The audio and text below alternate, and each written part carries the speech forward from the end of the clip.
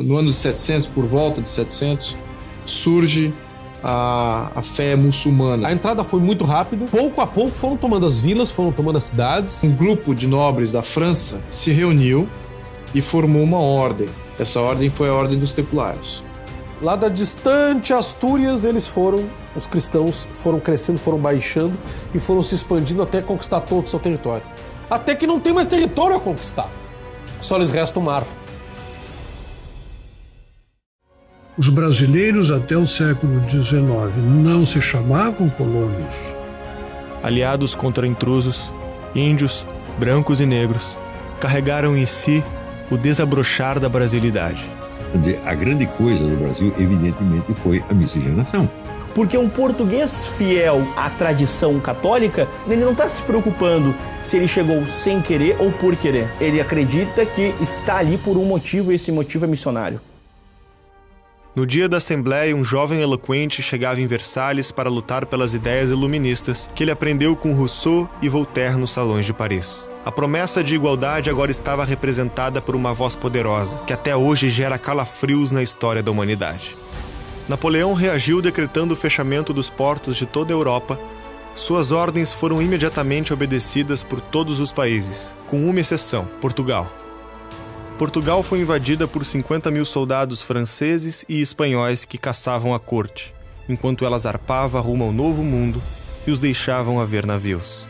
Foi no dia 13 de maio de 1817 que o filho de Dom João VI casou-se com a princesa austríaca.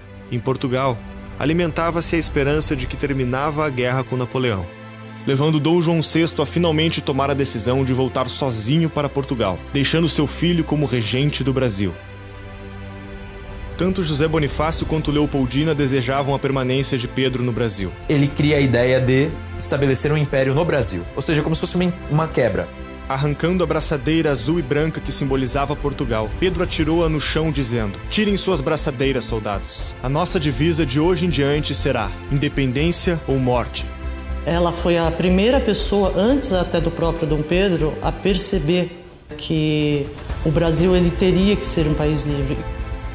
Esses 2 anos, ele ensinou as bases, deixou no coração do Pedro um amor profundo pelo conhecimento, pelo saber e um amor profundo pelo Brasil. Exatamente o que o Pedro I queria, lembra-se? Em 1840 ele assume, mostra uma grande desenvoltura, começa a fazer as instituições funcionar, compreendendo muito bem os defeitos delas. A vitória sobre Solano Lopes na Guerra do Paraguai resultou o ápice do progresso ao Império. Vivíamos aí uma belle époque brasileira. A abolição era uma causa social, mas ao mesmo tempo que você, ao defendê-la, tinha muito a perder.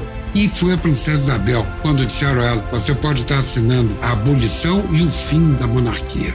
Ela disse: "Eu pago qualquer preço para libertar esses homens." Havia pessoas com interesses em que a monarquia fosse substituída. É o exército armado, na rua, sem nenhum apelo popular, indo avisar para um ministro que você não tem mais o cargo e não se atreva a retomar. A república é um regime, nasceu da disputa de 2 homens com uma mulher. No dia seguinte, os republicanos decretaram a expulsão da família real do Brasil. Mais tarde, dirigiram-se à Câmara Municipal, na improvisada cerimônia onde proclamaram a República. Quando se trata de desvelar a verdade da nossa história, que vem sendo negligenciada ou soterrada por todo tipo de conveniência ideológica mal intencionada, quando se trata, portanto, em consequência disso, de redespertar, pelo entendimento nosso da própria realidade, da própria trajetória como nação, a nossa sensibilidade patriótica, é um tanto curioso que a nossa narrativa comece por um dos nossos maiores erros, um dos nossos maiores tropeços na nossa caminhada como nação. A proclamação da República em 15 de novembro de 89, que era para ser um modelo de desenvolvimento diferenciado para a nação brasileira, não acontece, bicho. E não acontece justamente porque não tem uma análise, um olhar atento ao que é o ser brasileiro, o que é essa realidade nacional, o que é esse mosaico de culturas dentro do território como um todo. O Brasil passou a deixar 4 séculos de legado, tudo aquilo que maturou o pensamento e o desenvolvimento político do país tanto no seu desenvolvimento constitucional como de seus grandes debates e toda essa maturidade que foi sendo gestada no século XIX, ficou para trás à luz de uma expectativa de um futuro que até hoje nunca chegou. Naquele ano nós rompemos com a Europa, com as nossas raízes, e começa ali o nosso complexo de cachorro vira-lata. Porque o que nós tivemos no 15 de novembro de 1889 foi uma indignidade, uma ofensa a um dos maiores patriotas e homens públicos que nós tivemos, que foi o imperador Dom Pedro II, um homem que amava, sem sombra de qualquer dúvida, a sua pátria, a sua nação, que foi escorraçado da maneira mais indigna. Nós substituímos os símbolos nacionais. Então é uma ruptura drástica de um período para outro. Explicação nacional, identidade, constituição, legado. A nossa bandeira monárquica, ela salientava a nossa formação nacional. Então foi um processo de regressão que nos trouxe ao padrão em que o Brasil se encontra hoje. O Brasil está sempre pulando de galho em galho, de governo em governo, com promessas de refazer tudo do zero e deixar para trás qualquer tipo de construção mais duradoura, mais sólida. Nossos pilares institucionais são de areia.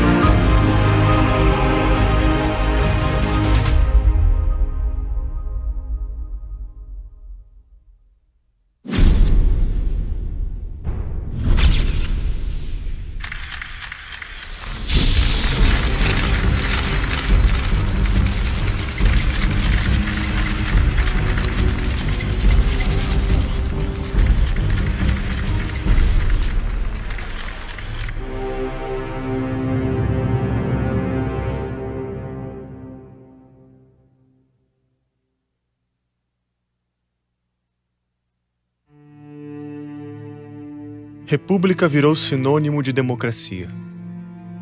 Mas será que é assim mesmo? Faz sentido essa típica confusão moderna em que não se distinguem regimes e formas de governo? Atualmente, a maioria dos países se define como república. Mas é difícil dizer qual é de fato o regime político dessas nações. A Coreia do Norte leva o nome oficial de República Democrática Popular da Coreia. Mas o mundo todo sabe que se trata de uma ditadura comunista comandada pelo herdeiro de uma dinastia imposta à força. A China é outro caso.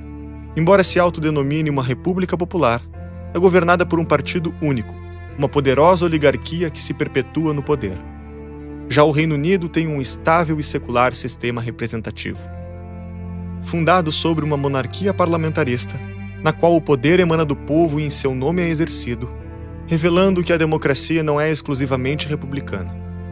Austrália, Canadá, Dinamarca e Japão também são exemplos de monarquias constitucionais, com progresso, desenvolvimento e respeito às liberdades. É claro que há muitas repúblicas igualmente democráticas e livres. Estados Unidos, Suíça e Alemanha são ótimos exemplos de repúblicas federativas com democracias bem constituídas, sistemas eleitorais específicos e instituições em pleno funcionamento. Disso tudo, concluímos o óbvio. não é a nomenclatura que define o que é um regime democrático. Para entender a forma de governo de um país é necessário entrar na sua história, estudar as raízes de cada povo e sua cultura, o seu complexo conjunto de crenças, valores, sonhos e aspirações, seu imaginário e seus mitos fundantes. É preciso, enfim, compreender os elementos que formam aquela nação. Há quem pense que um dia um país vai dormir e acorda democrático no dia seguinte. Quer dizer, falta a perspectiva de que é uma construção lenta, paciente, por tentativa e erro, sempre sujeita a retrocessos, às vezes sujeita até mesmo a rupturas, que você volta a uma situação ditatorial, aí você tem que começar a construir de novo, né? É o caso do Brasil. Os conspiradores que deram o golpe da República logo se instalaram no poder e iniciaram um processo de ruptura, com a criação arbitrária e artificial de uma nova nação. Os símbolos que ligavam os brasileiros com seu passado, com sua história real, foram substituídos por símbolos forjados. A bandeira imperial deu lugar primeiro a uma cópia em verde e amarelo da bandeira americana. Depois, veio a bandeira republicana como a conhecemos, contendo o lema positivista, ordem e progresso. Verdadeiros heróis nacionais foram censurados, sendo aos poucos apagados da nossa memória e do imaginário popular. Simplesmente porque viveram no período monárquico. Então houve uma censura bastante expandida. Carlos Gomes, Nabuco, Machado de Assis e outros eram associados ao período monárquico. Portanto, eles não serviam para a utilidade de um país que deveria ser criado à luz do futuro. Era preciso, então, instituir o maior símbolo dessa nação republicana, que se construía aos trancos e barrancos. O documento que dá forma de Estado a uma nação seria redigido em meio a tensões políticas entre as elites que buscavam o poder. A nova Constituição deveria representar o novo regime e os novos símbolos nacionais. Nós temos uma Constituição 1891, colocada durante o governo de Marechal Deodoro, e ela é desrespeitada pelo próprio Deodoro, que fecha o parlamento porque ele não gosta do que está acontecendo lá. Ele não se sentiu bem no jogo democrático, o tempo inteiro ficou procurando maneiras de fechar o Congresso, silenciar o Congresso e, evidentemente, mais tarde até renunciando à presidência e desistindo porque achando que ele não tinha vocação para aquele jogo democrático. Quem assume depois de Deodoro é Floriano Peixoto. Ele faz uma declaração no seguinte sentido: eu acho que a podridão que existe nesse país só pode ser resolvida com uma ditadura militar. Esse é o papo do Floriano Peixoto. E ele reprime violentamente. Reprime os monarquistas, reprime a liberdade de expressão, níveis extremos. É um dos os governos mais repressores que o Brasil teve, é o de Floriano Peixoto.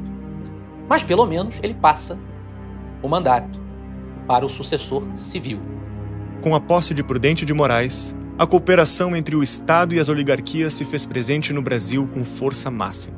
As oligarquias dos estados vão se vinculando entre elas e você vai formando esse estamento burocrático, que era um grupo que mandava completamente e submetia todo o restante a ele. O café representava mais da metade da nossa economia. Para se legitimar junto a tamanho poder, o governo passou a aceitar as ordens dos oligarcas do setor. Tinha muito a ver com a anomia que se instalou, uma vez que a coroa, unidade simbólica, e o poder moderador saem de cena. E é isso que segura as elites oligárquicas das regiões. Então, começa a ver um duelo clânico. Era um duelo de famílias, de clãs, as oligarquias se enfrentando. A política do Brasil na República Velha é isso, é um duelo de clãs. O conluio entre as forças políticas e econômicas virou uma lei tácita. Do café do início do século passado às empreiteiras do novo milênio, pouca coisa mudou. Mas o fato é que um grande sistema de corrupção e troca de favores se instalou. As relações de promiscuidade entre poderosos passaram a ser a regra. Os barões do café de São Paulo e Minas Gerais, principais produtores da commodity, eram apoiados pelas oligarquias dos outros estados da federação.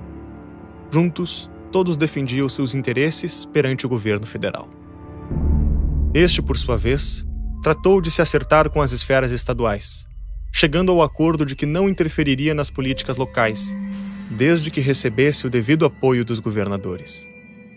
Finalmente, no âmbito municipal, o conluio era forçado, a cabresto. Os grandes latifundiários, conhecidos como coronéis, possuíam um controle político de uma determinada região. O coronelismo nada mais é do que uma pessoa ter nela mesma um poder social. O coroné. Olha isso.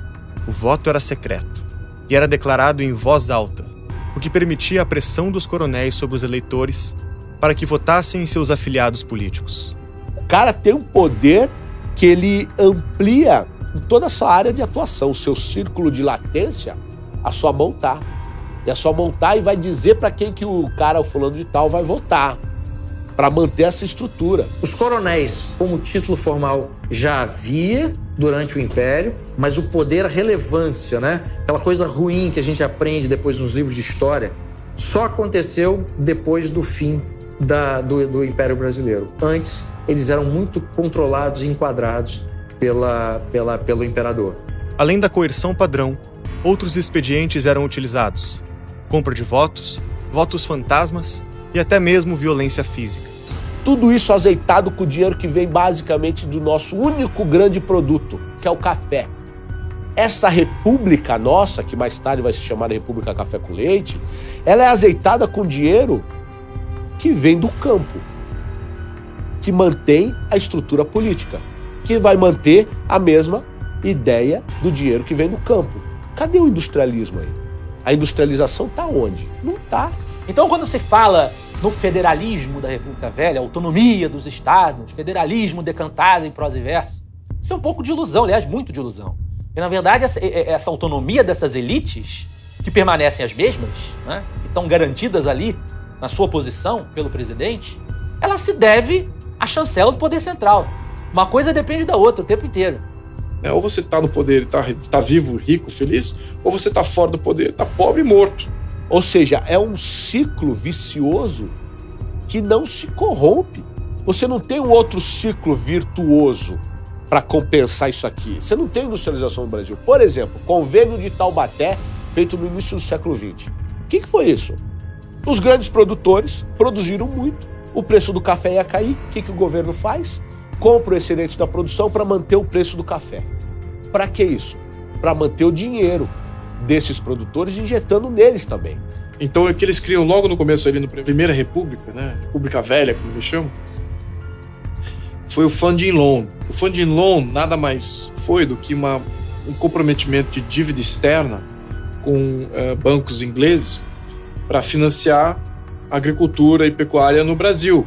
Mas não era investimento, era um empréstimo a juros bizarros, na qual o governo deu todo o dinheiro que vinha do saneamento do Rio de Janeiro, todo o dinheiro que ia na Central do Brasil, para pagar essa dívida com a Inglaterra. Para onde? Para tapar buraco. Para variar. Nós estamos sempre correndo atrás do próprio rabo nessas questões. Pessoas que queriam desenvolver a indústria no Brasil ficaram extremamente limitadas, porque o Brasil já estava comprometido em dar garantia aos oligarcas da pecuária e do café. E isso atrasou o Brasil exatamente quando a Revolução Industrial estava no seu pico na Europa e nos Estados Unidos. O Brasil aqui puxou o freio de mão e limitou o crescimento da indústria. Então foi um erro estratégico, pagamos o preço até hoje. Como entender esse período histórico? Ele não tem muito a ser entendido. Ele é um período estagnado.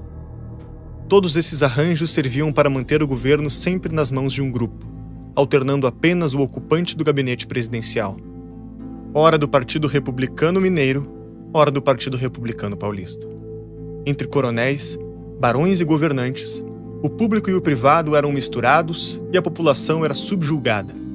Durante 2 décadas, o forte esquema de corrupção entre elites cafeeiras elegeu presidente após presidente. O acordo garantia que as oligarquias estaduais apoiariam sempre o mesmo candidato, dando continuidade às políticas que os beneficiavam. Você não tem mais o partido moderador, que é o partido do imperador. Agora você tem o partido do quê? Do presidente da República, que esse presidente pode ser mineiro ou pode ser paulista. Fica aí a estrutura. Não muda, não se altera. A República Oligárquica seguiria por muito tempo impávida e colossal, não fosse um desentendimento no núcleo de comando. A escolha do candidato governista para as eleições de 1930 mudaria os rumos da nossa história política.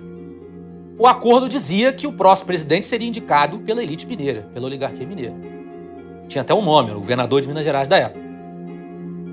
Washington Luiz vai lá e diz, não, meu candidato é Júlio Prestes. São Paulo vai manter a política que eu estou fazendo, em nome da minha política eu vou indicar. Ele indica Júlio Prestes.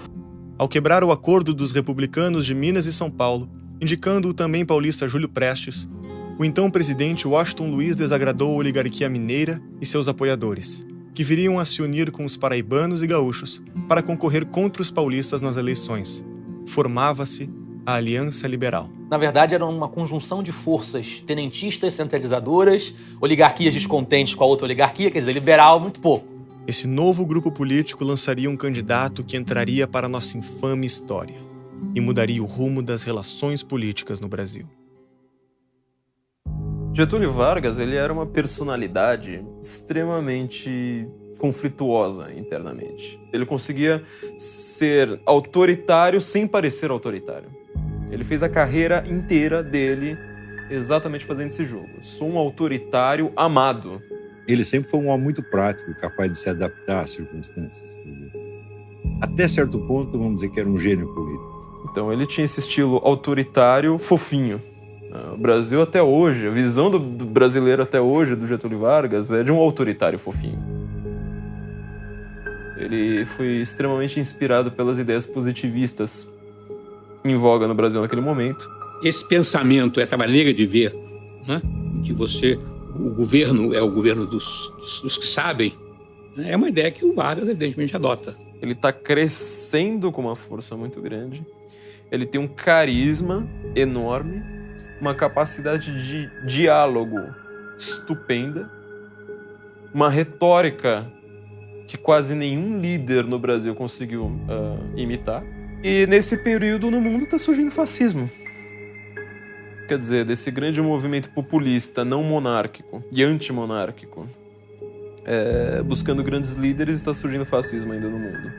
E o fascismo ele também surge com a mesma retórica, ou seja, vamos modernizar. Nós precisamos olhar para o futuro. Precisamos ter grandes lideranças. Nós precisamos agora sermos uma grande nação. Então, quando Getúlio aparece, ele surge com todos os elementos para ser o fascista brasileiro. E quem é que estava por trás dele? Uma outra oligarquia que não era a oligarquia agropecuária. Eram os industriais, os banqueiros, os militares. Então Vargas sobe com novo conjunto de oligarquias aí. Foi nesse contexto que a Aliança Liberal indicou o gaúcho Getúlio Vargas para concorrer contra Júlio Prestes. O paulista representava o conluio das oligarquias do seu estado e de mais 19 unidades da federação. Com larga vantagem, Prestes é eleito para a presidência do país. Sua posse ocorreria no simbólico dia 15 de novembro. Mas Vargas tinha outros planos. Júlio Prestes jamais sentaria na cadeira do presidente da República. Graças a uma nova revolução, a mais uma tomada de poder, a mais um golpe. Tudo começou em Porto Alegre, com a tomada do quartel-general da 3ª Região Militar. No ataque aconteceram as primeiras mortes da Revolução, que logo se alastrou por todo o país. Apesar de oferecer notável resistência, os governos estaduais foram depostos pelos militares revolucionários sem grandes dificuldades. Tropas mineiras e gaúchas marchavam rumo ao Rio de Janeiro, enquanto Vargas aguardava, em Curitiba, as notícias dos frontes de batalha. No final do mês, os militares chegaram ao Rio de Janeiro e depuseram Washington Luiz com um golpe militar. Estabeleceram uma junta provisória, que entregaria o poder a Getúlio no início de novembro daquele ano. Os militares fizeram a República. 30, você acha que o Getúlio chegou lá como? Os militares é que ficaram atrás, mas eram os que mandavam. Na tarde do dia 1º de novembro de 1930, no Palácio do Catete, Getúlio Vargas assume a presidência era o fim da República Velha e das oligarquias estaduais. Ao mesmo tempo, soldados gaúchos cumpriam a promessa de amarrar seus cavalos no obelisco da Avenida Rio Branco, marcando simbolicamente o triunfo da Revolução. O que ocorre em 30 é que triunfa essa tendência centralizadora, essa tendência autoritária, essa tendência a querer dar ordem, sentido e trazer justiça através do autoritarismo centralizador. Getúlio Vargas tornou-se chefe do governo provisório com amplos poderes. A Constituição de 1891 foi revogada.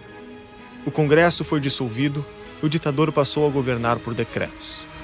O ex-presidente Washington Luiz foi preso e conduzido até o Forte de Copacabana, onde seria encaminhado para o exílio nos Estados Unidos. A prisão foi também o destino de muitos outros políticos, como Júlio Prestes. Os governadores estaduais, apoiadores do antigo governo, já haviam sido depostos nos movimentos da Revolução. Eram então substituídos por interventores nomeados por Vargas. Assim, tenentes inexperientes que participaram da Revolução passaram a comandar estados brasileiros. Foi nesse contexto que se armou mais uma revolução, mais um golpe. A já complicada relação entre o governo Vargas e os paulistas ficou ainda mais conturbada quando um militar pernambucano foi escolhido para governar o estado de São Paulo. A nomeação de João Alberto Lins de Barros acirrou de vez os ânimos. Por um lado, ele mexe, principalmente nas ideias da oligarquia, que são aquelas famílias governando. Tá, mas não são a família, agora é quem? Ele. Não é mais partido político, agora é o Getulhão. É o pai dos pobres. Numa forma de governo extremamente populista. É o período que o personalismo político se sobrepõe às instituições. E por não cumprir a sua promessa de entregar uma Constituição, os paulistas revoltaram, né? E Getúlio Vargas mandou sufocar os paulistas. Se o Brasil teve guerra civil, a guerra civil foi essa. Cansados das interferências da ditadura de Vargas e inconformados com a falta de uma Constituição Federal, os paulistas já arquitetavam uma revolta armada.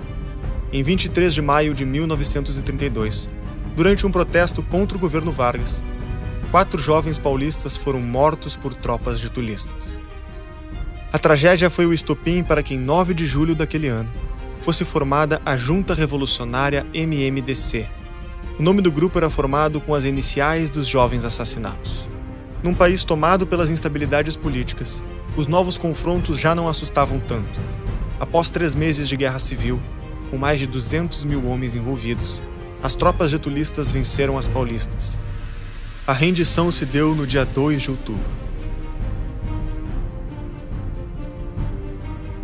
Em 3 de maio de 1933, foram realizadas eleições para a Assembleia Constituinte, que daria as bases para a nova Constituição do país, em 1934.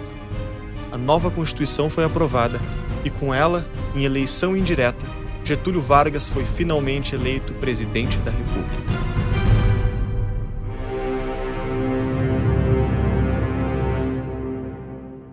Então ele começa a estatizar uma série de coisas. A Constituição de 1934 nacionalizava o subsolo, nacionalizava bancos, nacionalizava seguradoras, fechava o Brasil para comércio externo, era extremamente protecionista. O modelo que Vargas adota já é o modelo mais em linha com um país socialista, fascista. Os fascistas, eles meio que pegaram um pouco de cada modelo, né? Eles pegaram o capitalismo, eles aceitaram o capitalismo, mas pegaram um Estado imenso, um capitalismo submetido aos interesses do Estado. O Vargas fez a mesma coisa no Brasil. Os modelos dele eram, evidentemente, Mussolini, Hitler. Inclusive, ele tinha certas similaridades mentais com Hitler, a apreciação por Nietzsche. Tanto ele quanto Hitler sabiam trechos inteiros do Nietzsche de cor. E ele achava um pouco que ele era o super-homem do Nietzsche. Sou o grande Führer da nação, né? Sou o Duce, sou o condutor. Eu vou tirar a gente do ostracismo e levar este país para frente e para o futuro, apontar para o futuro. Ele foi considerado por muitos historiadores como o brasileiro, ou o presidente brasileiro mais importante de todos. É difícil discordar de uma sentença como essa, de uma análise como essa, porque boa parte do Brasil de hoje ele foi construído por Vargas. Esse Brasil que já largou praticamente toda a história para trás. O Vargas ele consegue assim quase colocar assim um novo Gênese 1 a respeito do Brasil. Naquele momento, o Getúlio quer construir um outro Brasil, mas com base em outros elos. Quais elos? Por exemplo, no carnaval e o futebol. Bom, eu não tenho nada contra estas duas coisas, mas se você precisa tirar os valores principais, que são os valores identitários, e no lugar deles você precisa colocar um esporte e um evento festivo, né, que é quase uma válvula de escape para o povo brasileiro, você de fato está rebaixando o povo.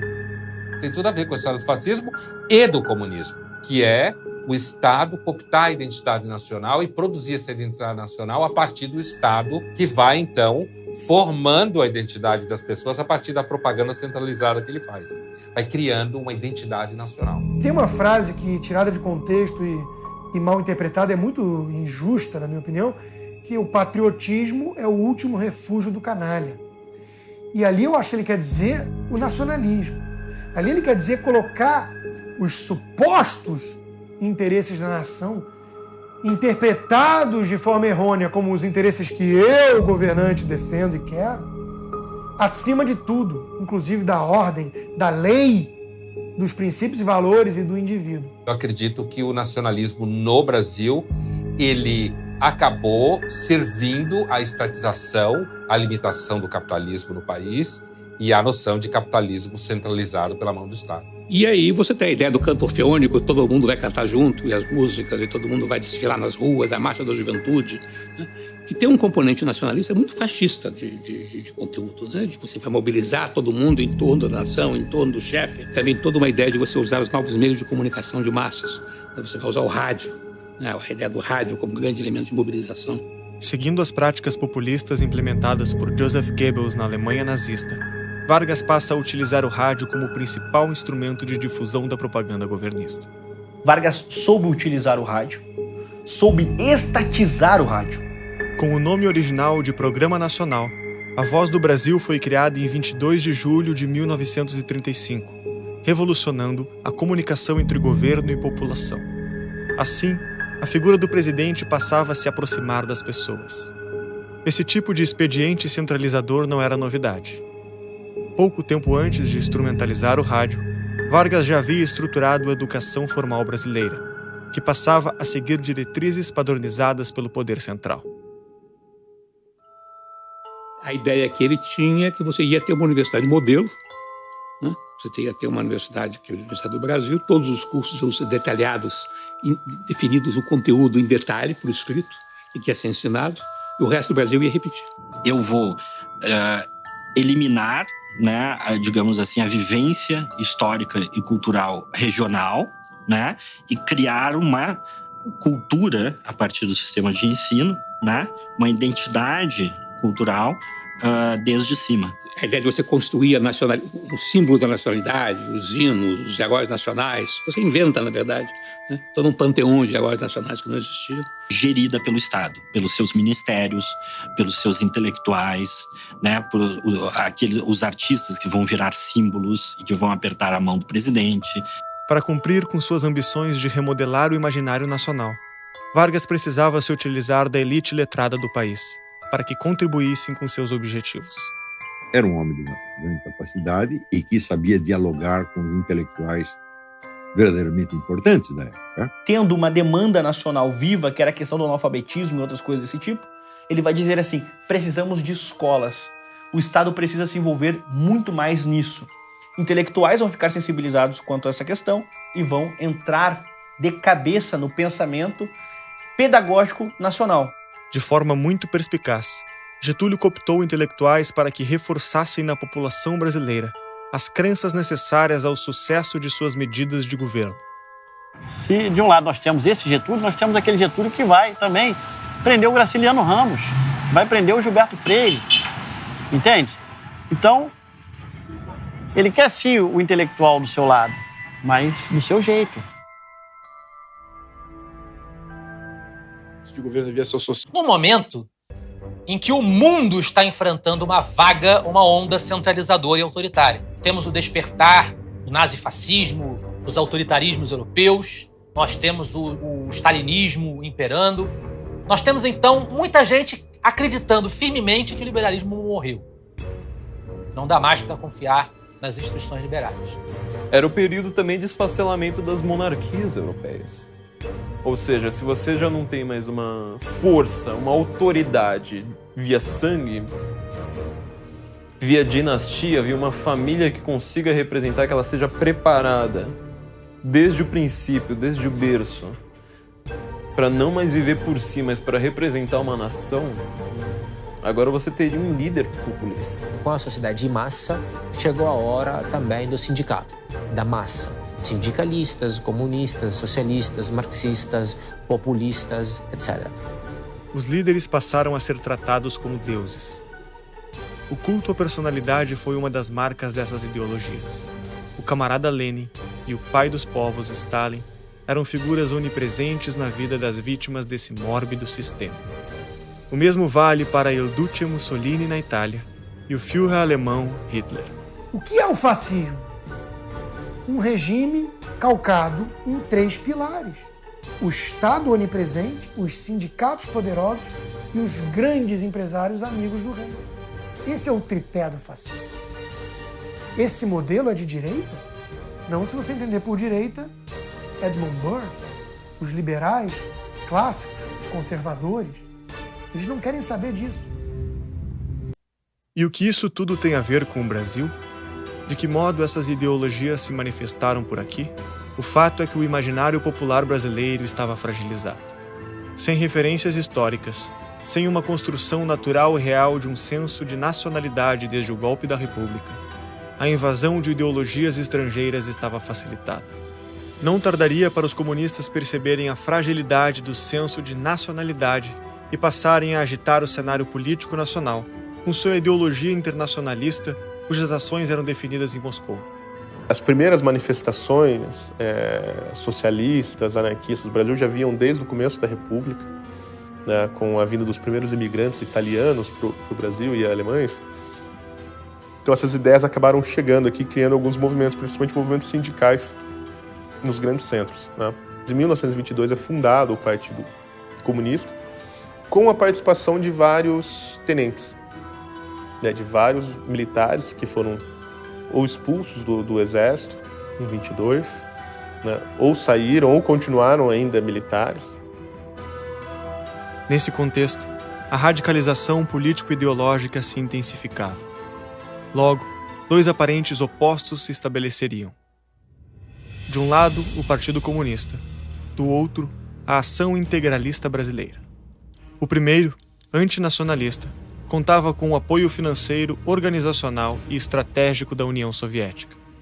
O segundo, fundado sobre um nacionalismo exagerado, deslocado, utilizando-se da estética fascista nos seus cumprimentos e vestimentas. Eles se dividiram em integralistas e comunistas, que era o próximo totalitário. Por muito tempo, Vargas se aproveitou de ambos os movimentos. Com habilidade e oportunismo, engajou comunistas e integralistas. Utilizava-se de ambas as vertentes a seu favor. Comparecia a eventos políticos de ambos e trocava favores com seus líderes. A relação seria estremecida até o rompimento, quando lideranças comunistas acusaram Vargas de caminhar para uma ditadura fascista. Passam a postular o poder para si e viram inimigos do presidente. O primeiro grande ataque foi feito pelos comunistas, em mais uma tentativa de golpe que a jovem República Brasileira assistiu. O capitão do exército convertido ao comunismo Luiz Carlos Prestes comandou um levante, a Intentona Comunista. Prestes articulava diretamente com a direção da Internacional Comunista, que mantinha junto ao golpista um grupo de militantes comunistas internacionais. Dentre estes, figurava a companheira de Prestes, a alemã Olga Benário. Agitados pelo Prestes, acontece aquele movimento fadado ao fracasso da Intentona Comunista, os quartéis, os comunistas ensaiando uma rebelião. Apesar do apoio dos tenentistas, os ideais comunistas não haviam sido bem recebidos pela grande maioria das forças armadas, que reagiu ao movimento. Após a Intentona, Prestes e sua esposa Olga viveram foragidos clandestinamente no Brasil por mais alguns meses, mas acabaram presos em 1936. Então, a narrativa que fica é a de que Olga era uma coitadinha e tudo mais. Mas não era. Era uma comunista. comunista ligada à KGB. Ou seja, se as suas ideias e suas ações vingassem no país naquela época, o Brasil poderia ter se transformado em Cuba ou no que é a Venezuela hoje. A intentona comunista serviu de pretexto para Vargas perseguir não só comunistas, mas também anarquistas, sindicalistas e até políticos liberais adversários. Novas leis restringindo liberdades individuais foram impostas. A desculpa era o combate à subversão, mas a realidade era a concentração de poder nas mãos de Vargas. Logo após a intentona, as eleições se aproximavam e Vargas poderia perder a presidência pela via democrática. Foi nesse momento que Getúlio se aproveitava de um falso plano que representaria uma nova revolução comunista para justificar a necessidade de dar um golpe de Estado. Nós temos perigo de invasão totalitária aqui no Brasil, então vamos fazer o seguinte, vamos decretar um estado de sítio, que é constitucional, então eu tiro todas estas liberdades e a gente volta a concentrar o poder. Com o estado de sítio declarado, o Congresso foi fechado. O poder legislativo e o judiciário foram suspensos. O caminho estava livre para Vargas exacerbar o seu poder e colocar em prática a ditadura mais implacável que o Brasil conheceu na sua história. O cara que toma o poder em 30, suspende a Constituição. Aí, por pressões paulistas, faz uma Constituição em 34. E aí, 37, quando teria a votação para ele sair fora, o cara me dá um golpe igual Hitler, que é o fogo do hashtag, e proclama um Estado novo, colocando uma Constituição extremamente centralizadora, ditatorial. Em 10 de novembro de 1937, o antes-golpista e agora ditador Getúlio Vargas se dirige ao povo brasileiro com um manifesto à nação, promulgando uma nova Constituição e instaurando o Estado Novo. Com a finalidade de justificar as medidas autoritárias e centralizadoras, Vargas disse: é a necessidade que faz a lei. Tanto mais complexa se torna a vida no momento em que passa, tanto maior há de ser a intervenção do Estado no domínio da atividade privada. Que tão somente institucionaliza o governo discricionário que o Vargas já vinha praticando.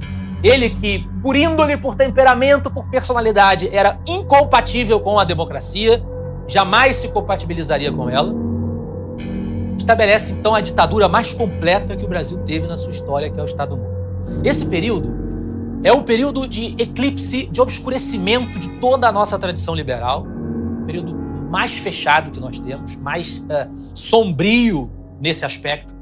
Quando José Bonifácio disse que o brasileiro seria o novo ateniense se não caísse na tirania de Estado, era sobre esse exato momento que ele falava. Vargas é a personificação da tirania de Estado. O novo Brasil, o Estado Novo, era resultado dos anseios de poder de seu governante. Por decreto, Vargas extingue todos os partidos políticos, atitude emblemática de quem busca o poder total. Todos os prefeitos passavam a ser nomeados pelos governadores dos estados. Os governadores, por sua vez, eram nomeados por Vargas. Era a falência da democracia. Além de controlar todas as instâncias, Vargas queria mesmo era diminuir o poder dos estados, inaugurando a era da federação de mentira que temos até hoje. Para isso, um ato simbólico foi realizado. Uma cerimônia digna da Alemanha nazista, as bandeiras dos estados foram queimadas. Estava proibido ostentar bandeiras e demais símbolos estaduais. Qualquer demonstração de regionalismo era uma afronta ao novo regime. Francisco Campos, ministro da Justiça de Vargas, afirmou: bandeira do Brasil é hoje a única, hasteada a esta hora em todo o território nacional, única e só. Não há lugar no coração dos brasileiros para outras flâmulas, outras bandeiras, outros símbolos. No contexto da formulação do novo brasileiro, estava proibido o ensino de línguas estrangeiras. Essa prática era muito comum em locais de colonização alemã e italiana. Até mesmo em outros setores, como no futebol, o nacionalismo artificial e forçado passou a ser lei, motivo pelo qual o clube Palestra Itália passou a se chamar Palmeiras. Para silenciar os opositores, o governo instaurou o Departamento de Imprensa e Propaganda, o DIP. Seguindo a escola da União Soviética e dos demais países comunistas, a censura à imprensa, marca pragmática das ditaduras do século XX, não poderia ficar de fora das medidas do Estado Novo.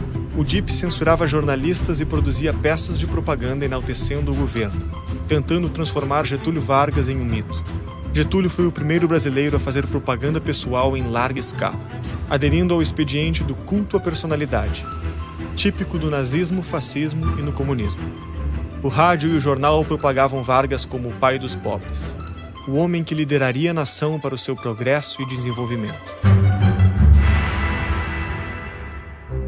Getúlio Vargas foi um cancro da política brasileira, um câncer. Ele é o pai dos pobres, de fato. Acho que é uma alcunha adequada, apesar de não pelos motivos que os seus adoradores gostariam. É pela quantidade de pobres que ele ajudou a produzir, a parir. Ele e Lula. Aliás, Lula é uma espécie de Vargas remodelado. É um demagogo, é um populista. Além de criar todo o Estado, aquele Estado fascista, aquele Estado bem inspirado no Mussolini, com estatais, né, estatais que a gente ainda hoje está tentando privatizar, ele criou a lei da usura no Brasil. A lei da usura, ela proibia empréstimo, ela dificultava empréstimo a juros. Quer dizer, o Brasil mal tinha um mercado financeiro. A intervenção do Estado, tão nociva para a economia, deixou sua marca em diversos setores. O congelamento de preços dos aluguéis, somado a uma série de regulamentações desses contratos, tinha o objetivo alegado de aliviar os custos de vida dos trabalhadores.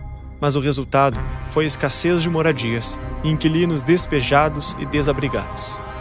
O que Vargas conseguiu foi uma piora significativa na qualidade habitacional, insegurança jurídica, aumentos expressivos nos preços e na escassez de moradias. Exatamente o contrário do proposto, apesar da propaganda estatal continuar enganando a população e reforçando a imagem do presidente como o tal pai dos pobres. É nesse momento, então, que você tem aí, ele faz a proposta de aumentar, de dobrar o salário mínimo e não consegue, porque o Congresso não permite. Ele tem uma proposta também dos lucros enviados para o estrangeiro terem limite, para as empresas estrangeiras não poderem levar lucros brasileiros. Ele tem ideias basicamente protecionistas e, ao mesmo tempo, ligadas a esse trabalhismo. O Vargas, ele se inspira na coisa mais pai dos pobres de todas, que é o programa trabalhista fascista. Criou a CLT, vigente até hoje, depois de mais de 60, 70 anos, inspirada na Carta del Alvoro de Mussolini, um fascista. Todo esquerdista hoje defendendo a CLT, ele tá com Getúlio Vargas aqui, ó.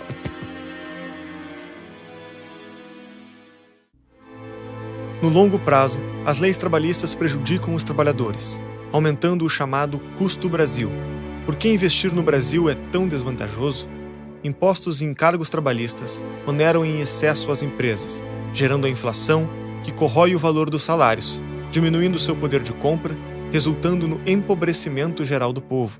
O custo Brasil faz com que empresas contratem menos pessoas e afastem investidores estrangeiros, que preferem economias que dão mais retorno ao seu investimento. Quem defende a CLT no Brasil hoje? Quem defende o legado de Vargas como positivo? Quem defende os sindicatos fortes? Quem defende um Estado onipresente e intervencionista? Lembrando do slogan de Mussolini, nada fora do Estado, tudo pelo Estado, tudo para o Estado. É a esquerda. Daí a gente conclui que o fascismo é de esquerda. Mas isso pode dar nó na cabeça de muita gente, que aprendeu a repetir que fascismo é só de direita. Esse é o político que Lula, que Dilma, que Cristóvão Buarque, que, sabe, Ciro Gomes, toda a esquerda brasileira atual se inspira. Na hora de falar, olha, o Brasil ele se modernizou, o Brasil é um país novo, o Brasil, a gente quer manter os nossos direitos, a gente quer criar direitos trabalhistas. Isso é varguismo 2.0. É a história do Brasil que a gente não aprende na escola. O populista olha para a próxima eleição, o estadista para a próxima geração. Ou seja, falta no Brasil estadista. Falta quem esteja preocupado com as políticas de Estado, não com as políticas de governo apenas. É o velho pão e circo. Você dá, realmente, assim, dá umas migalhas ali para a população Com o pão que a própria população fabricou, você só pega o pão para você, devolve umas migalhas, a população fala, sem esse político eu não teria migalhas. Concentrar poder demais no Estado, nesses sindicatos em simbiose com os grandes empresários, isso é tudo aquilo que o liberal não defende.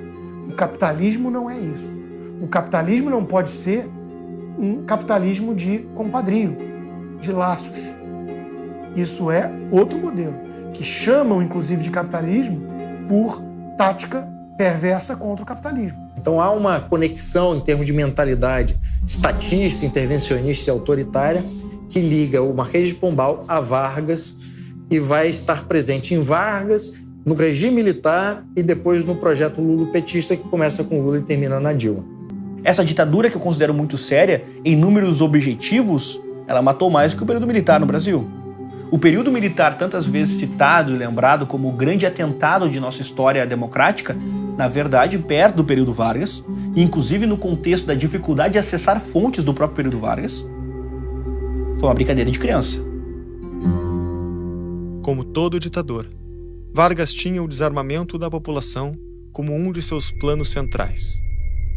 Ele instituiu lá uma campanha de desarmamento, sobretudo contra os inimigos dele lá no Nordeste. Daí os caras se desarmaram e foi lá e matou todos. Né? Quer dizer, era um monstro, certo? Claro, um psicopata total. Vale a pena esse contraste de uma frase, né, do Vargas, quando ele se refere a seus ministros, em que ele diz que metade dos meus ministros é incapaz e a outra metade é capaz de tudo. Então você vê exatamente que tipo de gente cercava Getúlio Vargas, né? O Brasil tem uma cultura antidemocrática que enaltece essa figura paterna freudiana que vai cuidar do povo, do berço ao túmulo. Vargas se apresentou como o pai. Lula se apresentava também como pai. Foram homens que estrategicamente compreenderam a nossa orfandade. Nós não temos, ainda que o comportamento coletivo muitas vezes remeta a isso, o brasileiro ele não sente falta de um Messias, o brasileiro sente falta de um pai. É um filho desamparado. E por isso refém de todas essas perversidades ideológicas.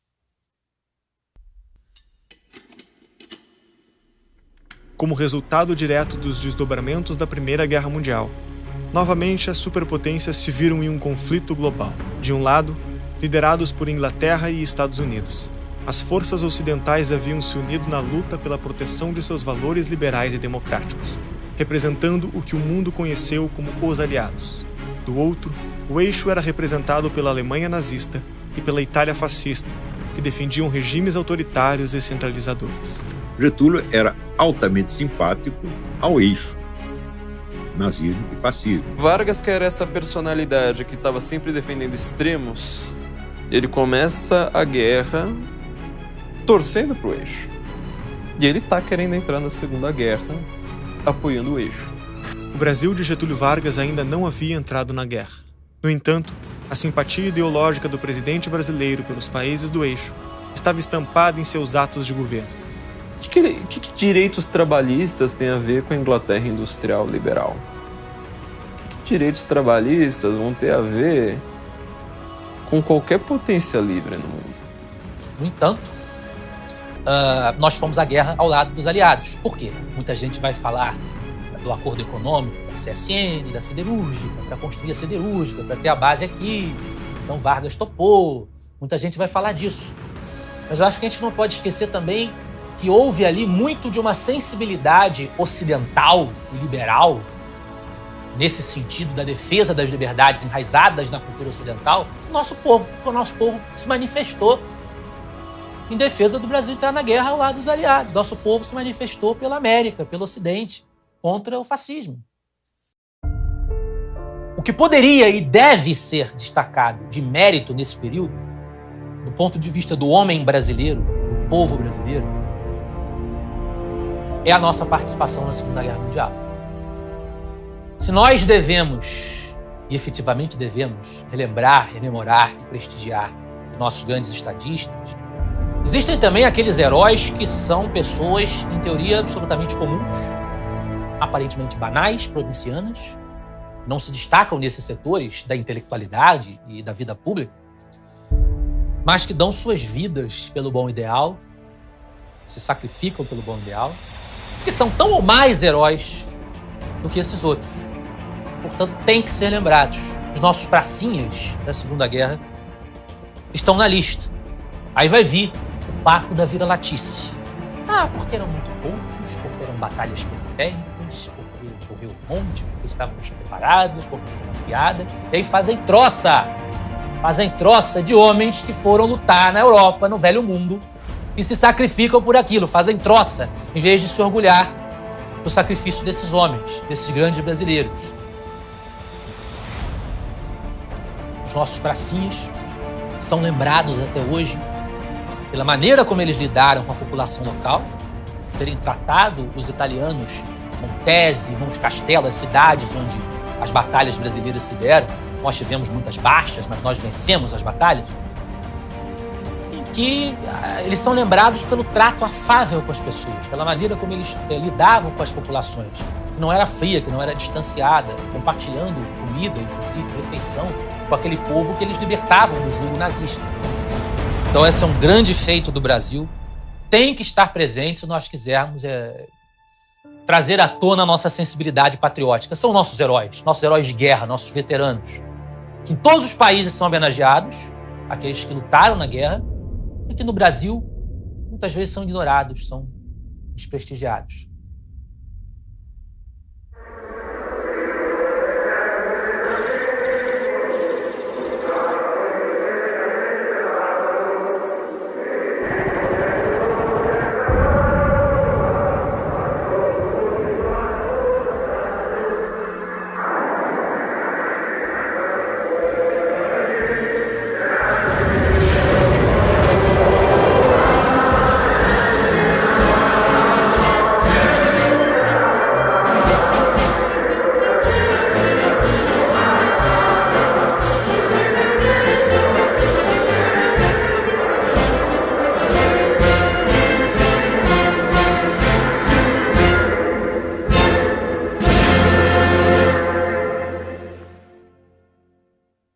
Com o fim da Segunda Guerra Mundial, o cenário brasileiro não era favorável ao presidente da República. O mundo livre saiu vitorioso nos campos de batalha e o governo de Getúlio Vargas já contava com inúmeras cicatrizes. Então o Brasil, ao final da guerra, 1946, estava já arruinado financeiramente, né? Uma dívida externa imensa, capacidade de financiamento muito baixo, ideologicamente já vencido, porque Vargas havia, no início do seu início de governo, havia se associado mais para o eixo, né, que seriam os nazistas e fascistas, e eles se saíram os grandes derrotados da Segunda Guerra. O desgaste natural do regime, o retorno dos pracinhas que lutaram lá fora, do lado dos aliados, contra o eixo autoritário nazi-fascista, esse desgaste faz com que chegue um momento, em 45, em que o Estado Novo vai colapsar, não vai conseguir perdurar. O segundo momento seria o Manifesto dos Mineiros de 43. Que uma parte da elite mineira, elite intelectual e política mineira, publica um documento defendendo que o desenvolvimento nacional não depende da ditadura para acontecer, que, portanto, o senhor Getúlio Vargas deveria tirar o rabo da cadeira, a bunda da cadeira e ceder o cargo para uma eleição, para uma transição democrática de fato.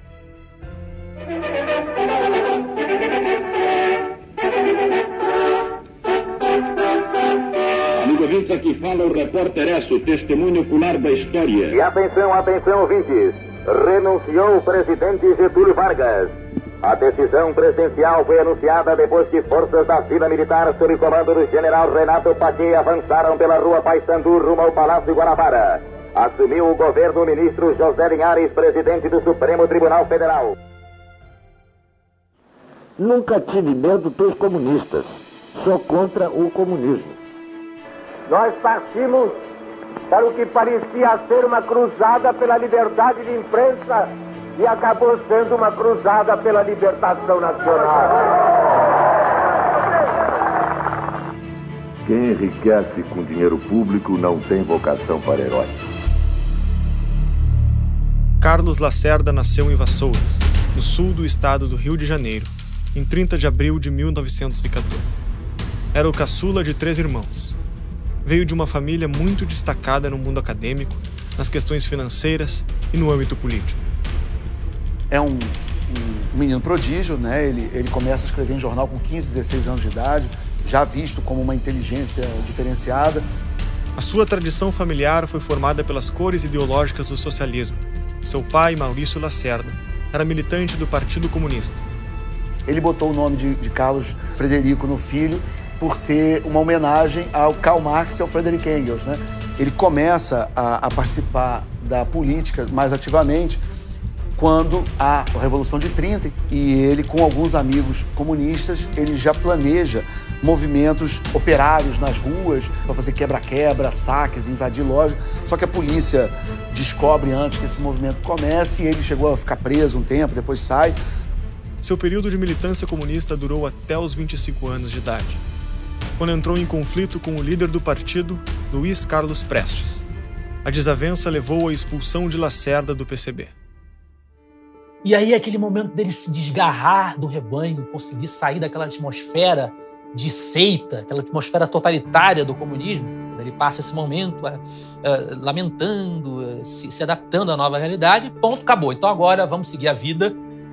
Entra para o UDN, vira, depois se elege vereador, funda em 49 a Tribuna da Imprensa, com o apoio de alguns amigos. A determinação de Lacerda já se mostrava presente naquele momento. Buscando apoio financeiro, reuniu centenas de acionistas e fundou um jornal, a Tribuna da Imprensa, em 27 de dezembro de 1949. Logo, consolidou o veículo como o principal jornal oposicionista do país. E vamos defender o anticomunismo. Por quê? Percebeu ele que o comunismo era a pior das ditaduras, que era mais difícil de derrubar. Isso não precisava nem sequer que ele se efetivasse no Brasil, porque simplesmente a experiência dele com os comunistas na juventude já mostrava esse drama que o comunismo representaria. A forte oposição a Vargas deu notoriedade a Lacerda, e essa atuação começou ainda no governo de Eurico Gaspar Dutra, vencedor das eleições de 1945, no hiato entre o primeiro e o segundo período varguista. Dutra assumiria o comando do país após a renúncia de Vargas.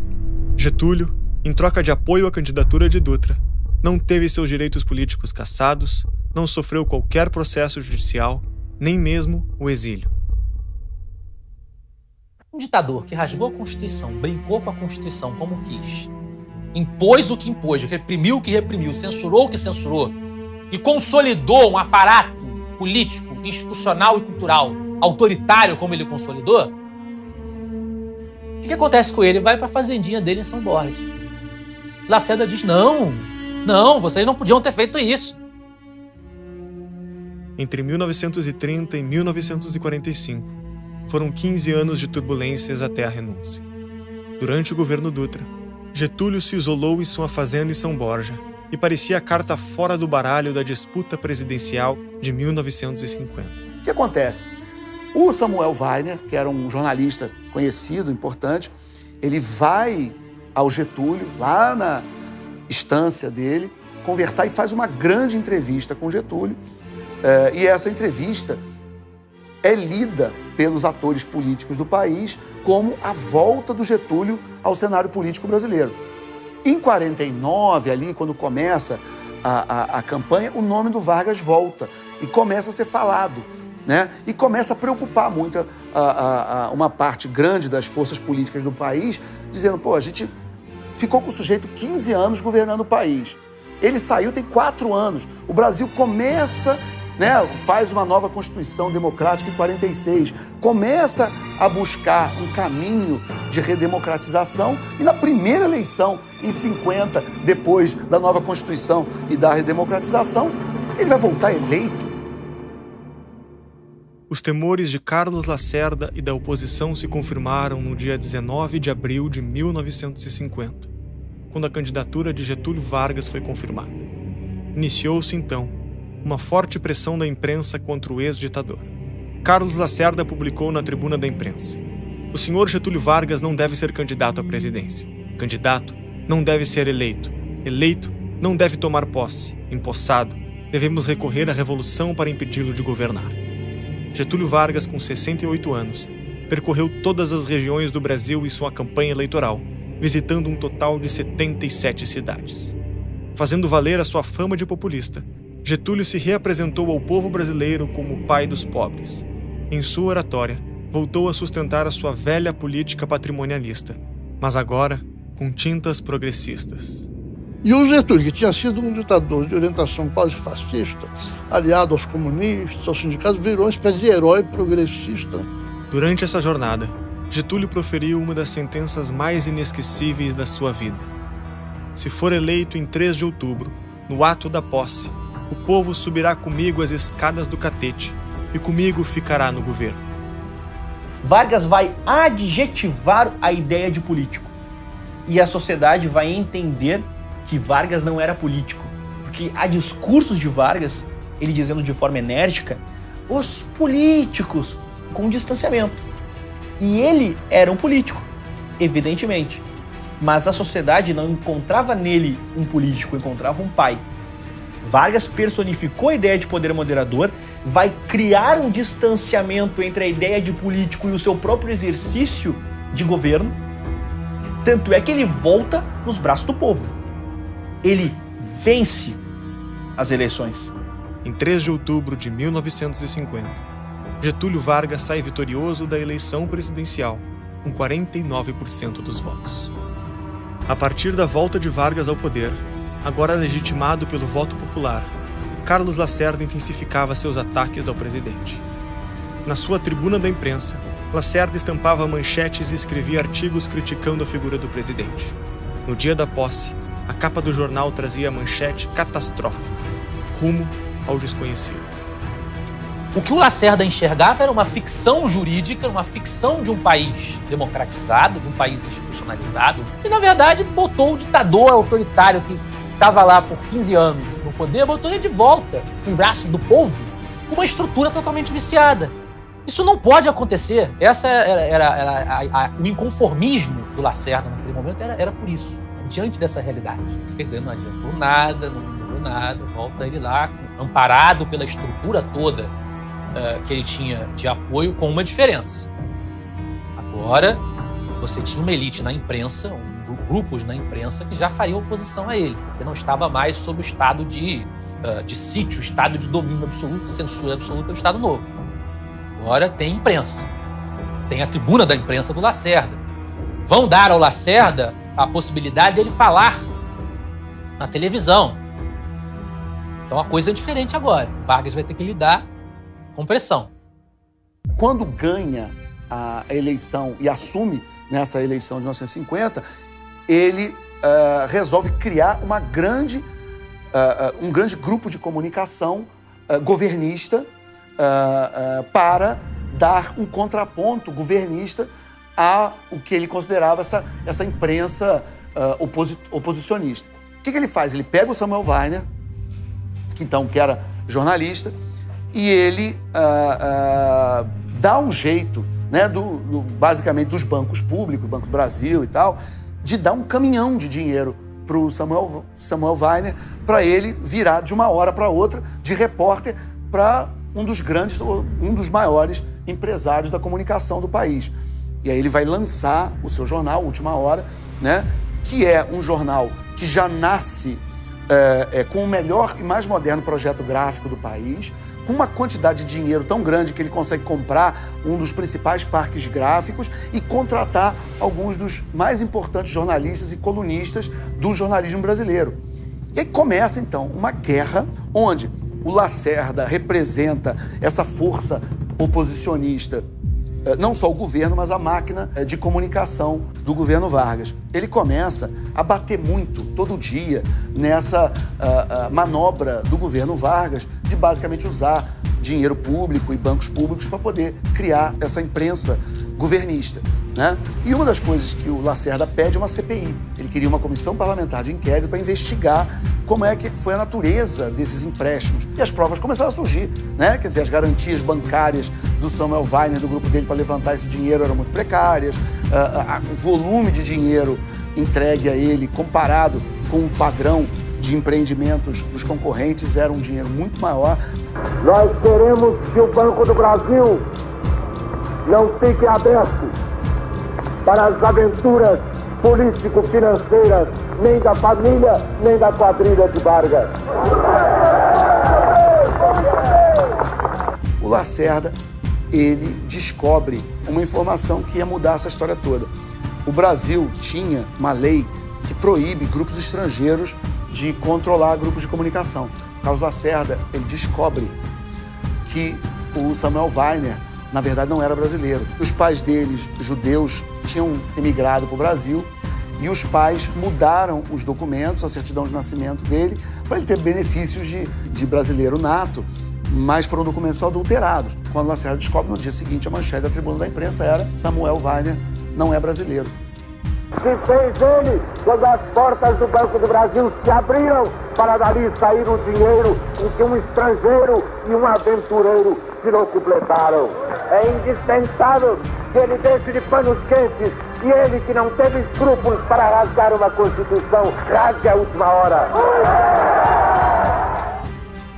Esses eventos acabam levando a uma rivalidade extrema entre Lacerda e Vargas, intensificando-se até um acontecimento que mudaria drasticamente o rumo da política brasileira. E atenção, atenção!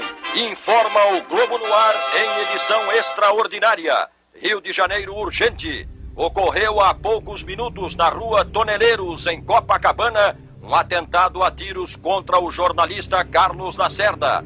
Ele voltava para casa acompanhado de seu filho Sérgio e de um oficial da aeronáutica. Há pelo menos uma vítima fatal. Voltaremos a qualquer momento com maiores detalhes sobre o atentado. Na noite do dia 5 de agosto de 1954, percebendo a aproximação de um atirador, o major Rubens Vaz, guarda pessoal de Carlos Lacerda, tentou impedir que o jornalista fosse assassinado. Me voltei para trás para dizer adeus ao Vaz. Eu vi um sujeito com um chapéu desabado, um mulato, atravessar a rua, estava parado do outro lado, atravessar a rua e vi para trás do automóvel, uma distância assim, uns 3 metros do automóvel. Mas foi uma coisa instantânea, que imediatamente ele abriu o paletó, sacou uma arma e começou a atirar. E de repente, quando eu olho assim, atrás do automóvel, eu vejo um corpo caído. Quando eu olho, eu Vaz. Então os militares querem investigar e saber quem matou esse major da aeronáutica. É montado, então, um inquérito policial militar, um IPM, e dentro dessa possibilidade de ter sido a mando do governo, ter sido a mando do Getúlio Vargas, chegam no Lutero Vargas, no filho dele, chegam no irmão, né, no Benjamin. O próprio Lacerda acreditou que a ordem para fazer aquilo veio do irmão do Vargas. Chega-se ao nome da guarda pessoal do Vargas, que era o Gregório Fortunato. Então eu, Coronel Scarpa, vou perguntar ao Gregório a quem devia, como chefe da guarda, imediata obediência. Era o chefe da Casa Militar e é o presidente da República. O fato é que isso é interpretado como uma política de Vargas, ou seja, era um cara do gabinete de Vargas que teria tirado. Então Vargas passa a ser visto como um tirano injustificável. Aí o Lacerda vai falar com o Zenóbio da Costa, general, olha, vocês têm que resolver isso, a crise está aí, vocês têm que fazer com que esse cara saia daí, fala com ele para ele sair, para ele renunciar. Com o desenrolar das investigações sobre o atentado da Rua Toneleiro, a pressão para a renúncia de Getúlio Vargas vinha da imprensa, do poder político e da população brasileira. O país entra em crise profunda, manifestações nas ruas, pancadaria. A crise era tão forte que o vice-presidente Café Filho chegou a sugerir para Vargas que ambos renunciassem a seus mandatos. Vargas recusa a proposta. Com todos os setores da sociedade mobilizados contra o presidente e em favor de sua renúncia, o Brasil estava prestes a conhecer um dos maiores traumas da sua história. E atenção, atenção, senhores ouvintes, atenção para essa edição extraordinária do Globo no Ar. Acaba de se suicidar no Palácio do Catete o presidente Getúlio Vargas. Repito, acaba de se suicidar no Palácio do Catete o presidente Getúlio Vargas. Continue ligado, mais informações a qualquer instante.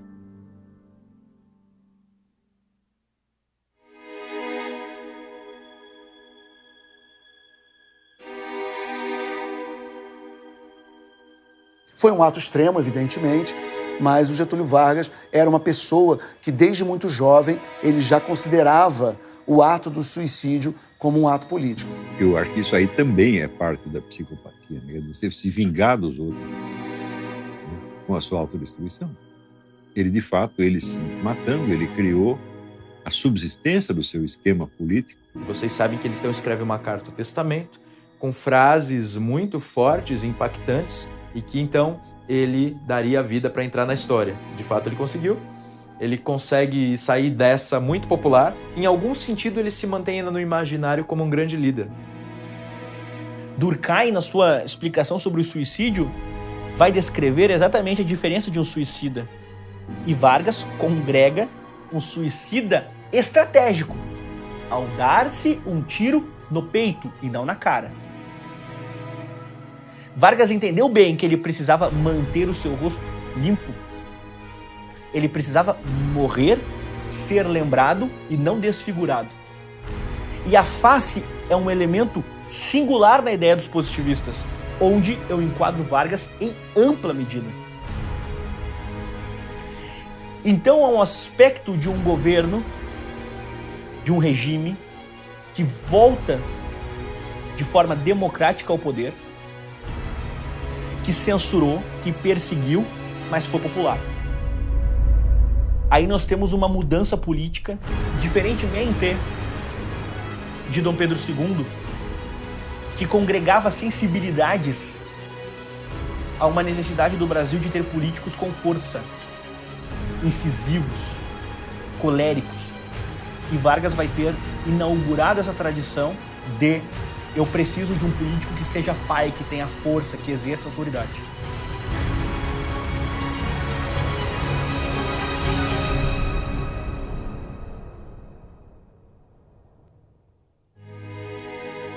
Aquilo que o Brasil conseguiu não ser, ou seja, uma republiqueta,